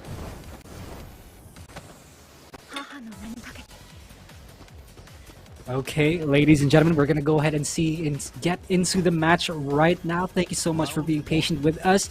Now, round one. Here we go. Maru again, just trying to keep that distance with that DF2. So Tomoriru has to be careful with his approach. Now we're trying to approach to that counter hit shove. Let's see if he'll find some success with it. Okay, Maru throwing out down forward 2 is out of nowhere, just hoping to catch Tomoriru while he's dashing into him. Uh-oh. Goes for the DDT, and Tomoriru now trying to set a pace in this match, going for that low gut punch. No counter hit, unfortunately, for Tomoriru, but still sitting on that life lead. Maru has the distance to try and throw that kunai knife. Now goes for the second hit on that string, and now controls the stage here and keeps Tomoriru at bay. And only 17 seconds left. And Tomoriru pulls the trigger on the Rage Art and hits Maru here. He has a lot of breathing room left, but what is he going to do? There's still a lot of health left for Maru. What's the Oki going to be? And he gets him with a 1-2 jab with punish. Yeah, that was... He tried to go for that grab, but it was a little too shy from the distance. Now Maru collecting some huge damage here after that that sweep to the climbing shadows, and now Tomoriru is like, I'm a grappler, mate. You cannot grab me. I will have my throw breaks on point, but Maru will try to test the waters there. He's trying to dash in his face and just trying to psych him out with some movement here, but Tomoriru just darting back and forth to try to find his openings. Maru collects some damage coming into this coming into the center of the stage. Now throw escape, goes for the low drop kick. And there we go, Maru poking him out. One more hit to do it. Sidestep DF1. The mid check Maru on point right now. I like that. Mid-check Maru. That's a very apt nickname for Maru. He's just throwing hits. You just have to block. And now goes for that low climbing shadows. Now going for the grab once again. The DDTs have been getting a lot of mileage out of Tomoriru's offense. Let's see if he's going to try to go for it. Once more. Okay. About to be 40 seconds on the clock, and Maru just, you know, backflipping away. And now there's the first sign of life we see from Tomoriru trying to gain the advantage of the real estate. Uh-oh. And you can see that Tomoriru isn't playing as aggressively as we've seen him before. I'll get to explaining that in a bit, but because Maru right now has Tomoriru up against the wall, there's going to be a lot of pressure. Throws the kunai. What's the Oki going to be? Has Rage back one. Is this going to be it? Oh no! What the hell? Not done just yet. Yeah, that corner situation. Watch out. Oh, go. And completes the string there. Maru able to steal that round. That could have been Tomoriru's to win and continue on with his offense, but Maru getting 3 rounds straight. Now, Kid, you did mention a point why Tomoriru is being a little more defensively and making that approach. Could you care to share it with us in the chat? Yeah, Tomoriru isn't playing as aggressively as before because when you fight Kunimitsu in point-blank range, you're more susceptible to Kunimitsu's mix-ups, and especially the very threatening full crouch mix-ups where Kunimitsu can get a guarantee FF2 out of it from the slide, right? It's so it's super strong, and Tomoriru's trying to shut him down by maintaining his distance. But then again, if you don't close the distance out, you're not going to be able to put some damage in. And another point I want to make was that in that last round, that should have been Tomoriru's round for the taking had he done the Rage Art. But the thing is, the input for King's Rage Art is down forward 1+2. And in this case, it was a misinput for Tomoriru, and he pressed down forward 2-1 instead. Oof. Yeah, you hate to see it happen. It was quite the intense scramble, but Maru able to pick up the pieces there, gets the first match, and now switching it up, we're gonna see an Armor King out of Tomoriru. Yeah, that's true. And here we are at the Violet Systems, one of the biggest stages in the game. Actually, this is my favorite stage because it's just huge. Same. Dude, I love this stage. I love the soundtrack of this stage, and I hope you guys can enjoy the soundtrack with these Astro headsets. Big shout outs to Astro. You can only enjoy the drops, and you can also see that combat is being made in the background. Yeah, that's true. So here we go right now. So Armor King definitely, moves a lot faster than King because he does have access to a wave dash. But let's see how Tomoriru adjusts to Maru here. Good block. Now you see that Maru tried to dictate that pace, and now it creates the separation. But as you said, Tomoriru has some tools to approach with, shining on him, shining wizard to the center of the stage. Tomoriru, nice avoidance of that kunai throw, blocks the low. Oh, gets a low counter hit on of his own. And Tomoriru now tries to find the wall. He gets it. Blackjack Ender. One more hit would do it. Okay, here we go. Maru at such low health. This is so dangerous. He gets up immediately. That could have been really dangerous for Tomoriru, but it gets him with a mid-check instead. And now he's up in the board. Yeah, any which way that could have gone in Maru's favor, but Tomoriru still sticking to the plan here. Still has this Armor King, now just backdashing away. Armor King does have a lot, did get buffed in terms of damage in this patch, so let's see if we'll be able to use any of these throws. Oh, goes low once again. Now Tomoriru has a lot of momentum here, but Maru keeps checking in with the pokes. Down forward 1, down 4. Also tries to check him with the throws. Yeah, checking with those low gut punches. Now Tomoriru does have some rage to utilize. Watch out for that green mist. Uh-oh, nice defense on the side of Tomoriru. Slowly trying to chip away Maru's health, but it's Maru, eating that big counter hit, and now Tomoriru gets the second round. Round 3. One of the most crucial moves from Armor King. Again, forward, neutral 2, the gut punch. It's hard to see, and it gets a guaranteed combo on counter hit for Armor King. This time Tomoriru riding on that wave of momentum. Maru struggling to find an opening. Yeah, slowly backing away. Yeah, Tomoriru not forcing anything to happen. Wants to find his openings and create. Oh, tried to go for that back turn hop kick. But no, Tomoriru now is in the life deficit, and Maru trying to work some offense in to get this third round away from Tomoriru. Alright. Now Tomoriru is put in rage. This time there's going to be a lot of extra damage in. Maru gets hit by the Shining Wizard. Put outside of rage. Back 1. Tomoriru gets him, and you're going down, buddy. Tomoriru finally on the board 1-1 in this best of 3. And who knew it took an Armor King to do a king's job for Tomoriru. Excellent adjustment, and I think also the stage had something to do with it, with how he was able to create that distance. Now, yeah, the Armor King did splendidly against the Kunimitsu of Maru. 3 rounds straight. I wonder if Maru is thinking of switching characters. I wondered that too, since after all, this is Maru. This is Maru we're talking about. But, I'm actually thinking of a Lydia switch from Maru. If he doesn't want to go with that, then he's probably going to stick with Kunimitsu. Or maybe even go for an infinite stage. Again, Maru is one of the most unpredictable players here in this regional finals. So there's no guessing what he'll do next. I would say he's one of the most unpredictable people. If you guys are friends with him on social media, just post him with funniest stuff. When it comes to this game plan, though, I think, yeah, he can opt for that infinite stage. We did see that him being kind of closed out did work in Tomoriru's favor. The Lydia is still a very viable option for Maru to go after, especially since he kind of plays that hit and run style.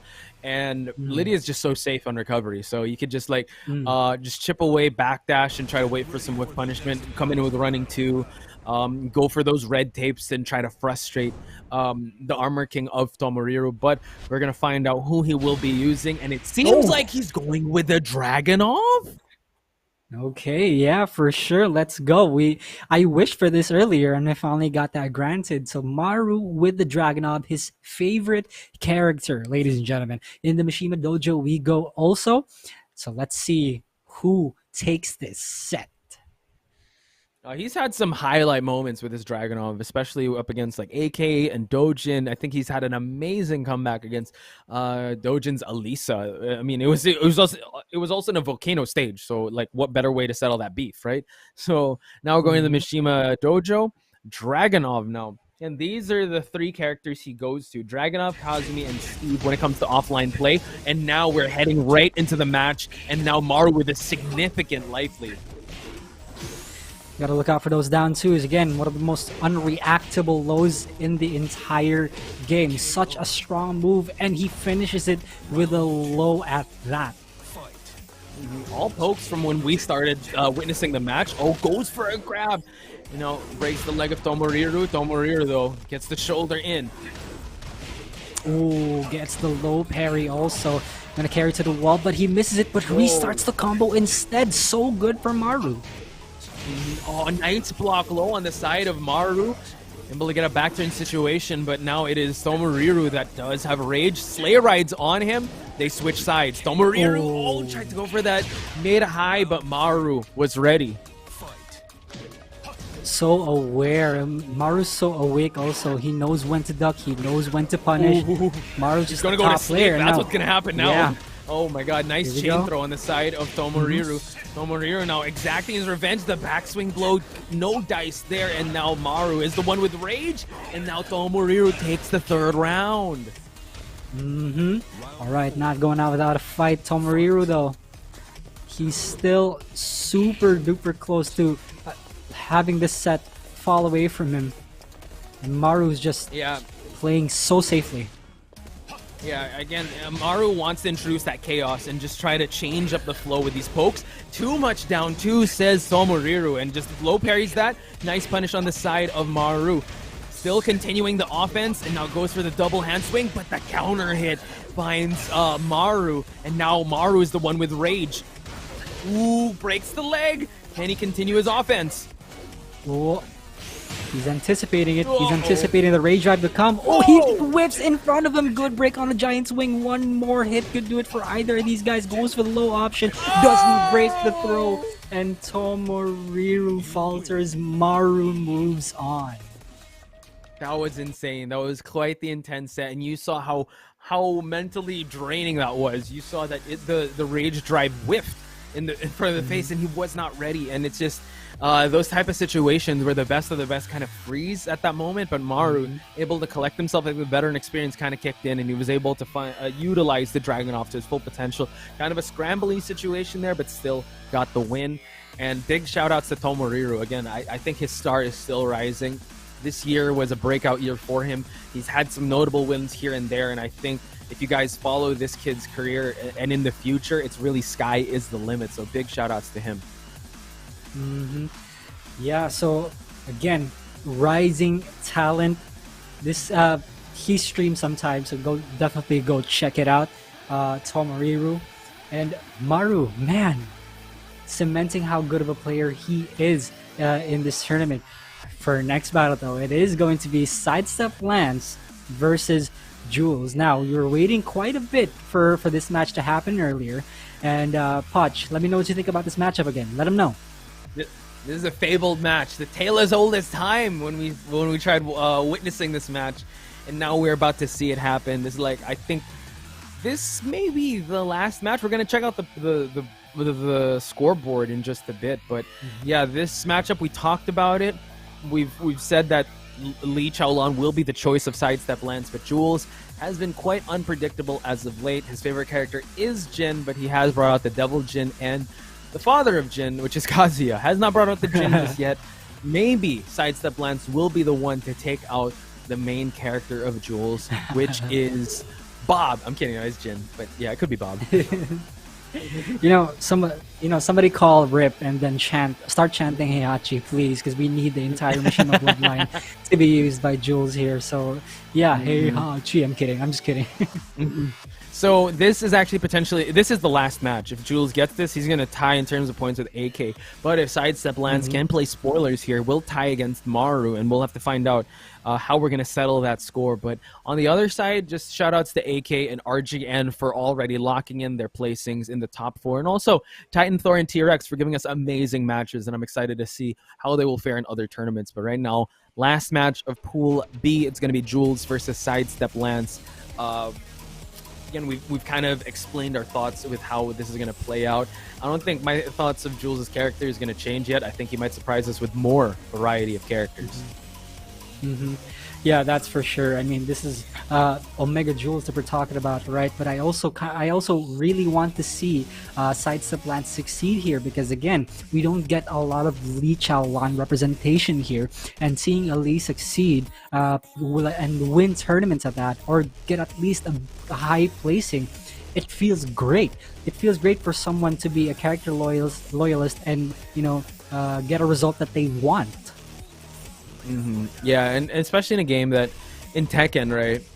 We've seen in competitive scene, like usually it's really the meta that thrives. It's usually the ones that just came out because it's like people are still figuring them out, or they have new tools. For Lee, a legacy character at that, for him to be able to perform at a big stage like the Tekken Online Challenge, and for SideStepLance to champion that character is definitely a testament to the loyalists out there. I mean, T-Rex being one of the loyalists as well that we have to highlight. Titan Thor as well, using that Fang. But Lee, I would have to say, not much representation. We did see that, there was a brief time where, John Ding was really ruling it with Eddie. Fang Wei, JD, it's that Ni was using him now. Nobi's using him now. But Lee, really hard to pinpoint. But now, oh my God, us talking big game about Lee, and look at that changing. Oh man, a heel turn, SideStepLance. What is happening? He's going with a Shaheen. Heel turn. The heel. You love it. I love it. And Where's in the promo? AK I need to hear the stage 2. promo. Oh no. With a tear in my eye. This is going to be the greatest match that you guys are going to see with this Shaheen. Oh, no. All right, here we're going to get into the match, ladies and gentlemen. Jules starts things off with a strong Wraith kick. SideStepLance slowly getting pushed to the wall. Oh, my God. I'm still in awe. Okay, this is one of the first times I've seen SideStepLance bring up the Shaheen. Has that slide to work with. Whirlwind kick to keep him at bay. Nice avoidance there. And sidesteps on the side of Jules. Tried to go for that malicious mace, but no one home, and gets himself out of the corner situation, landing that electric. And Jules wanting to close this one out early before time hits the final seconds. But SideStepLance has that rage to work with, trying to pepper up the legs. What? Oh my God! I thought he was gonna get that rising too. And here we go. SideStepLance misses a crucial punish there. So unfortunate. And Jules, again, he's also maintaining his distance here because he probably doesn't have a lot of experience fighting SideStepLance using Shaheen. Yeah, this is a surprise to everyone. I think Jules as well, but he's adjusting to it accordingly, right? Wraith kick followed up with that steel pedal and gets the splat. Scraper to follow it up, and Jules in the driver's seat here. One punish, that rising 4. Real close situation for SideStepLance, but still, Jules dominating that second round. Okay, now Jules fishing for the electrics, and SideStepLance gets baited in the vacuum, and Jules with the heaven denied laser to the bottom, and SideStepLance is in big trouble. Okay, finishes the silent flow. All right, SideStepLance mustering up his resolve here, breaks that floor, the wall. And now SideStepLance. Oh, Jules flies away, but the rising 2 back turn. He's going to have to adjust his combo accordingly. Goes for the skyline to the slide. One more would do it, but it's Jules that gets the rage drive. And now he can finish this one off 3 rounds straight on the side of Jules. Okay, so I actually do want to analyze something first. So remember when SideStepLance blocked a generic down 4, and then he did a wall standing 2, but it didn't work, right? So the thing is, full crouch down 4, that if you block that, then that is launch, full crouch down 4. However, down 4, generic down 4 from standing is only minus 13. Dang.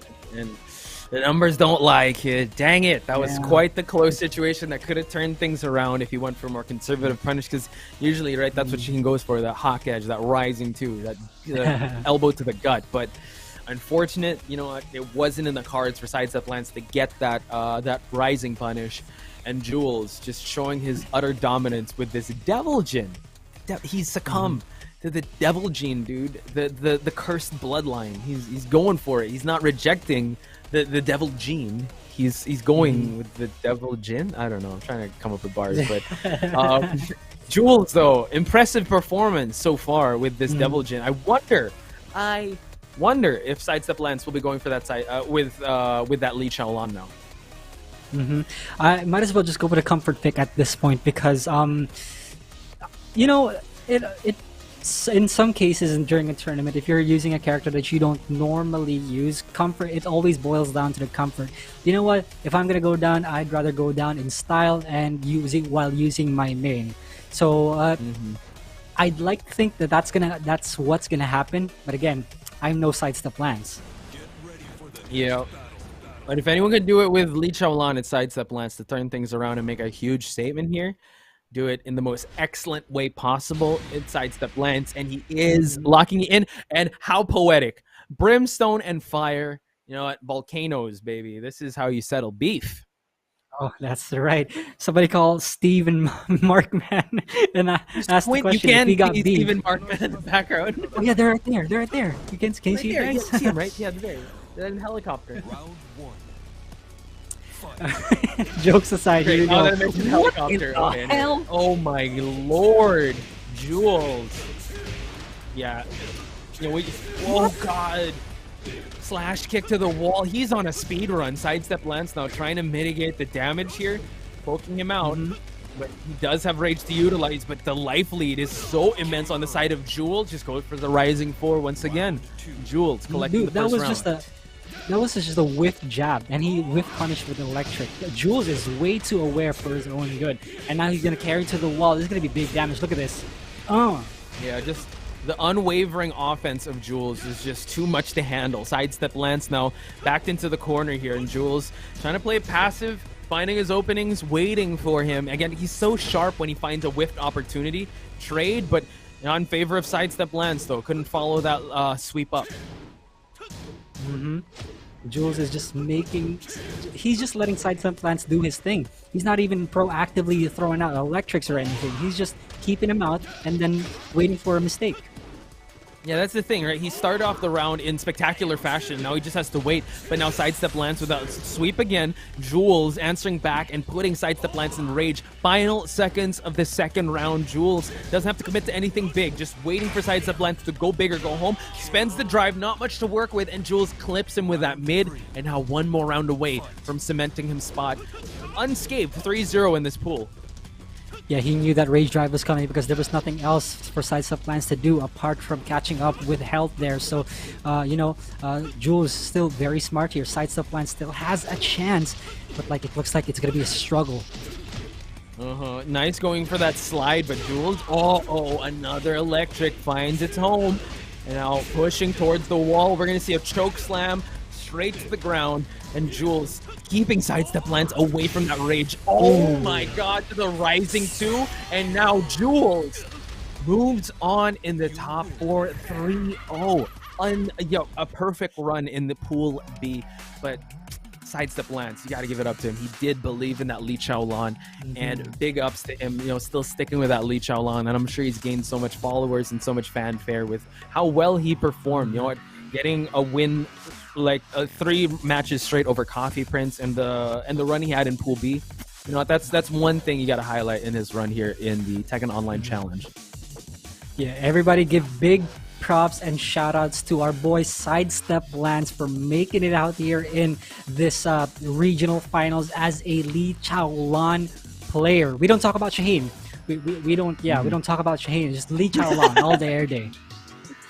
Yeah, so I think we're about to check out the board now. We do see that the winners on the well, it's AK and RGN. So AK is going to be at the winner's side against Jules in the winners finals for the top 4, and RGN and Maru will be duking it out. Again, it's going to be all a best of 5. But guys, please show some love in the chat, and if you guys want to give them a follow, please do, to Titan Thor, SideStepLance, TRX, and Tomoriru for giving it their all and giving us some good ass Tekken to witness here at the Tekken Online Challenge. That's right. And those were some good ass Tekken right there. And AK and Jules really cementing why they're the top seeds, why they're the ones who are at the top of their leaderboards right now. Undefeated record here, and they're really comfortable with their spot that they have right now. Oh yeah. And